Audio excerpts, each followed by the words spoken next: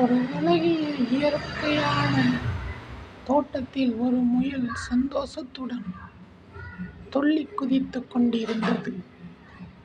விருந்த மகிழ்ச்சியுடன். அதே காட்டினுள்ளே ஒரு யானையும் குரங்கும் நண்பர்களாக இருந்தனர். மிகவும் மகிழ்ச்சியுடன் உல்லாசமாக அங்கும் இங்கும் திரிந்து கொண்டிருந்தனர். அதே நேரத்தில் ஒரு இயற்கையான மலைப்பிரதேசத்தின் அருகே ஒரு பொம்மை வடிவ ஒரு காருடன் உலாவிக் கொண்டிருந்த ஒருவர் திடீரென்று ஒரு பாட்டியின் வீட்டை சோதனையிட முயற்சித்திருந்தார். அந்த பாட்டியோ மலைகள் வீட்டில் சுட்டுக் கொண்டிருந்த பொழுது அதை ஒரு நாய் பார்த்து கொண்டே இருந்தது. மறுபுறத்தில் ஒரு குரங்கு ஒன்று கடலில் துள்ளிக் குதித்து விளையாடிக் கொண்டிருந்தது. மிகுந்த மகிழ்ச்சியுடன். மேலும்